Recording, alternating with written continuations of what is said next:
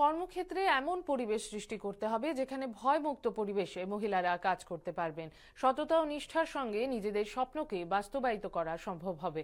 ভাবতে হবে না তাদের সুরক্ষা নিয়ে। এটাই পশ আইনের মূল বিষয় বলেছেন জাতীয় মহিলা কমিশনের চেয়ারপারসন বিজয়া রাহাতকর। আজ রাজধানীর সুকান্ত একাডেমি মিলনায়তনে সমাজ কল্যাণ ও সমাজ শিক্ষা দপ্তর আয়োজিত কর্মক্ষেত্রে মহিলাদের যৌন হয়রানি সংক্রান্ত কর্মশালায় তিনি এই অভিমত ব্যক্ত করেন।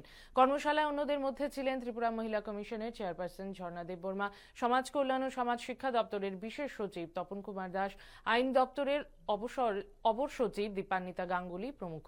বিজয়া রাহাতকর বলেন, দেশের সব ক্ষেত্রেই মহিলাদের এগিয়ে যাওয়ার সুযোগ রয়েছে। মাধ্যমিক ও দ্বাদশ পরীক্ষায় গোটা দেশেই মেয়েদের ফলাফল খুব ভালো। অবর সচিব দীপান্বিতা গাঙ্গুলি দেশে বিভিন্ন আইন থেকে কেন পশ আইনের প্রয়োজন হলো তার বিস্তৃত তথ্য তুলে ধরেন। उसकी सेफ्टी उससे उसके करियर की सबसे बड़ी चिंता है। उसको तो हमेशा ये लगना चाहिए कि मेरा करियर बहुत अच्छा ग्रो हो रहा है, इसलिए कि मेरे वर्क प्लेस पे मेरे लिए मुझे सेफ्टी मिल रही है।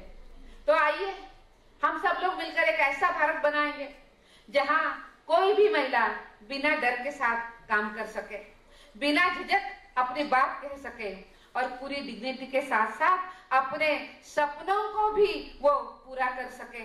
यही पॉश कानून की असली भावना है, यही हमारी कॉन्स्टिट्यूशन की भावना है और यही हमारे विकसित भारत की पहचान होगी।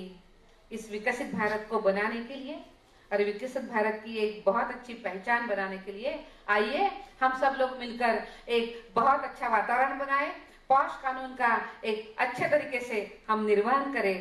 আমাদের নারী সুরক্ষা বা নারী প্রণীত যে আইনগুলি আছে আস্তে আস্তে অনেকটা সময় লেগেছে জিনিসগুলোতে।